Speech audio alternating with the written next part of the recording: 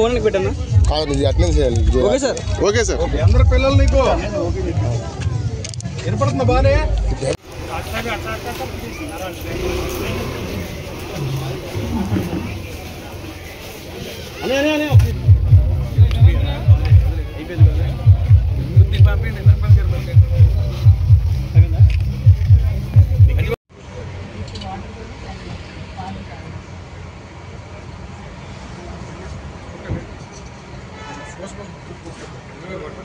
నేను కట్ చేస్తాను.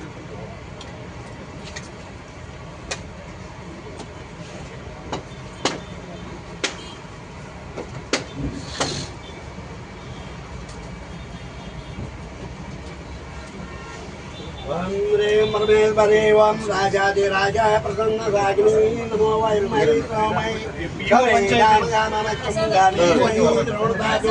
वेदाय श्रवणाय महाराजाय नमः रे परमेश्वरभ्यो नमः ओम नमो बुद्धाभ्यो नमः लक्ष्मीभ्यो फ्रीगा डबल के अम्मुताరు మాకు కూడా ओम परमेश्वरभ्यो नमः रे महागणाधिपतेभ्यो नमः ఎంత మకలే ఇప్పుడు దీని కాక 20 రూపాయలు సార్ కేజీ 20 రూపాయలు ఉంది. దీనికి 20 రూపాయలు వస్తే 20 రూపాయలు 21 రూపాయలు ఇచ్చే మరి ఏం కాలేదు. ప్లాస్టిక్ ఎవరు ప్లాస్టిక్ వాళ్ళు ఎవరు ప్లాస్టిక్ వాళ్ళు మా మేడం గారు చెప్పండి మేడం గారు.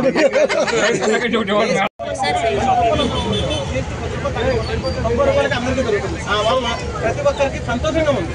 అది చాలా తెలుగుదేశం గవర్నమెంట్ వచ్చిన తర్వాత ఒక మంచి పని కార్యక్రమానికి పునాదేశారు. వెలుగుడ్ ఎన్డీఏ అయినా మనకి ఇక్కడ తెలుగుదేశం సార్. మీకు కూడా వ్యాపారానికి పెరుగుతుంది కదా, మీకేం ఇబ్బంది లేదు. జిఎస్టీ తగ్గటం వల్ల యూజర్స్ పెరుగుతారు కదా, బయ్యర్లు పెరుగుతారు. 500 రూపాయలు కొనుక్కునే సరుకులకి 600 రూపాయలు, ఇంకో 100 రూపాయలు.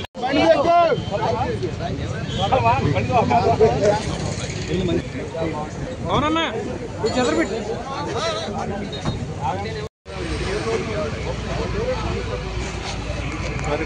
ఉండమంటారా పక్కమంటారా?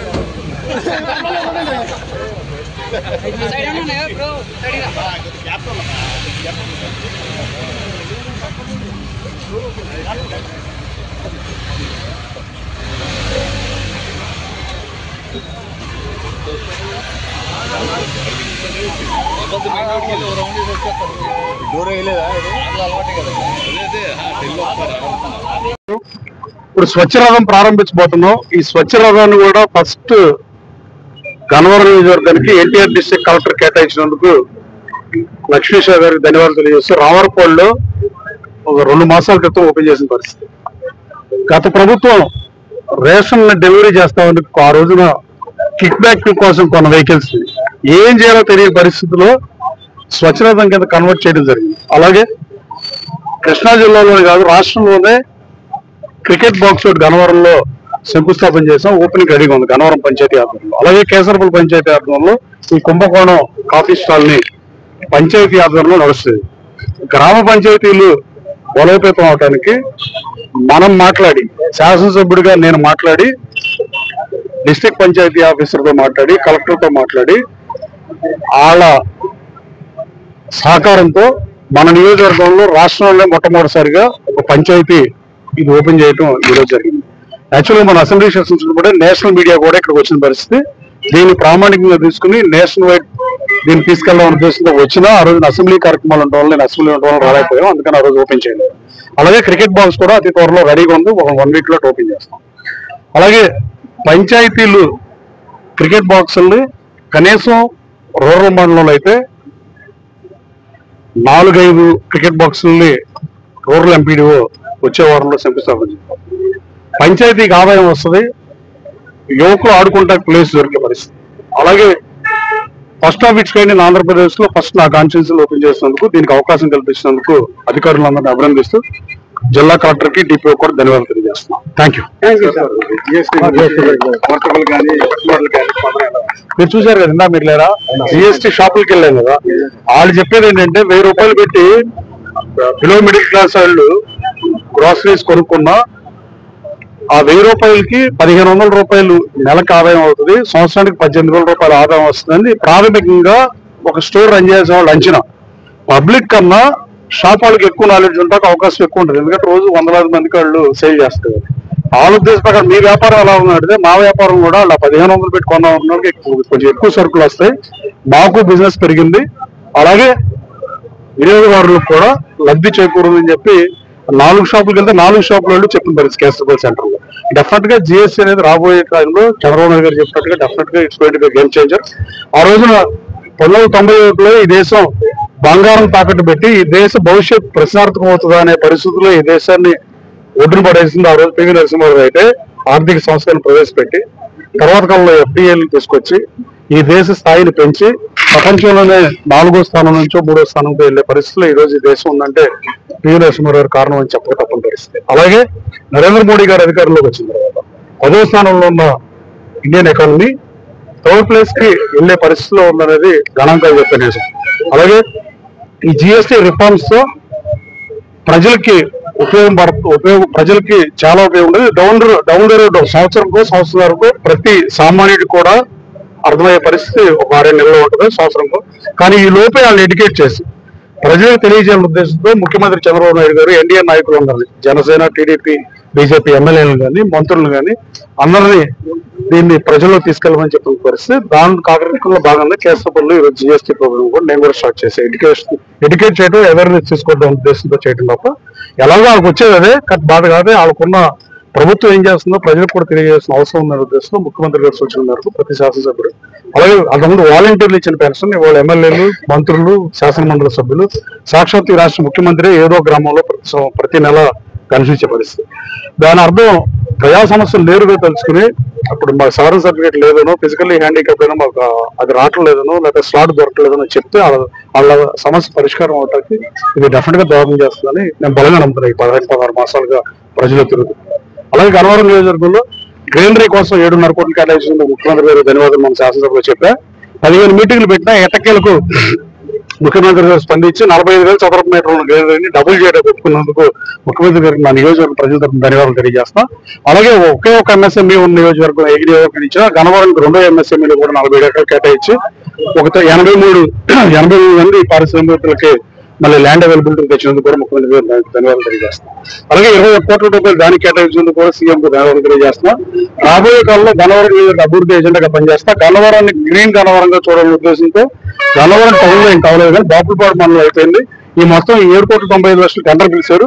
ఈ టెండర్ ఎవరైనా యాక్సెప్ట్ చేసిన తర్వాత ఎవరికైతే టెండర్ వస్తుందో తెలియదు కానీ వచ్చిన తర్వాత ఇలాంటి ఇది చాలా ఇంకా ఇప్పుడు హైవే బారు సర్వాంగ సుందరంగా ఉండే ఈ నియోజకవర్గం ఇంకా మరింత అందంగా ఉంటుందంటే ఏమాత్రం సందేహం. అలాగే గన్నవరం టౌన్ లో కూడా ఆర్ఎన్బి డిపార్ట్మెంట్ లో నిధులు లేనితో కొంచెం లేట్ అయి ప్రజలకు అసౌకర్యం కలిగింది కానీ ఆ హైవే పక్కన ఉన్న గొల్లపల్లి రోడ్డుని నిన్న తారుపోస్తున్నారు. మొన్న కూడా పరిశీలించా. గన్నవరం అభివృద్ధి ఎజెండాగా పనిచేస్తా. మల్లవరంలో పరిశ్రమ తీసుకొస్తానని చెప్పా. సూపర్ 6 అమలు చేస్తే ఈ ఎయిర్పోర్ట్ దగ్గర 150 కోట్ల భూమిని అన్యాక్రమం చేసి దోపిడీ చేద్దాం ఉంటే దాన్ని ఆ రోజు జాయింట్ కలెక్టర్ మాధవరావు గారు గొడవపడి మరి ఆపే దాన్ని సిఆర్డీఏకి రాశాం. గవర్నమెంట్ నుంచి సిఆర్డీఏకి రిజిస్ట్రేషన్ డాక్యుమెంట్ కూడా మార్చాం. ఇక్కడ కన్వెన్షన్ సెంటర్ రాబోతుంది. అలాగే పోలవరం కళాలని ఏలూరు కళాలను లింకప్ చేపిస్తానని చెప్పి 6 హామీల్లో కనీసం 3-4 చేయకపోతే నేను ఎట్టి పరిస్థితుల్లో కనీసం 3 చెప్పితే పోటీ చేయనని చెప్పా. మలవల్లి ఆల్రెడీ అయిపోయింది. 50 మందికి రిజిస్ట్రేషన్ ప్రక్రియ కూడా పూర్తిగా డాక్యుమెంట్లు ఇచ్చేసాం. ఇంకా 130 మందికి ఇచ్చేస్తే పరిశ్రమలు రావడం ఖాయం. అలాగే రాబోయే కాలంలో గన్నవరం నియోజకవర్గ అభివృద్ధి ఎజెండాగా పనిచేస్తున్నా. మీరు ఎన్నికలకు 1 సంవత్సరం ముందే గతానికి ఇప్పటికి తేడా గన్నవరాన్ని మీరు చూస్తారు. అలాగే గన్నవరంలో కేసులు తగ్గినాయా తగ్గలేదా? గన్నవరం నియోజకవర్గంలో ఒక్క తప్పుడు కేసు కూడా నేను వాళ్ళు కూడా పెట్టాల. ఈ 16 మాసాల్లో ఒక్క వైసీపీ కార్యకర్త మీద కూడా తప్పుడు కేసు పెట్టిన పరిస్థితి. ఛాలెంజ్ చేసి చెప్తున్నా మీకు. ఎవరెవరో వస్తాం బంగారు నుంచి అక్కడి నుంచి వచ్చి ఏదో మాట్లాడితే నిజం అబద్ధం నిజం అవుతుంది. ఈ నియోజకవర్గంలో 10 సంవత్సరాల పాటు కొన్ని లాస్ట్ 5 years కేసులు తీయండి. ఇవాళ ఈ 15-16 మాసాల్లో కేసులు తీయండి. ఎన్ని కేసులు పెట్టారు?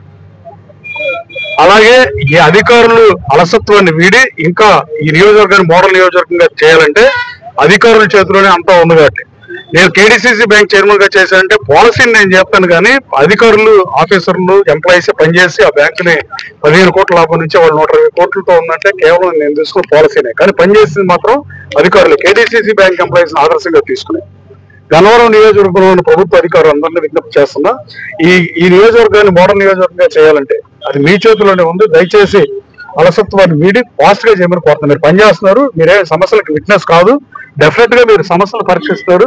Thanks for that. బట్ కాదు అట్ ద సేమ్ టైం నేను చెప్పిన తర్వాత నెలలు పడతాం కొంచెం బాధాకరం.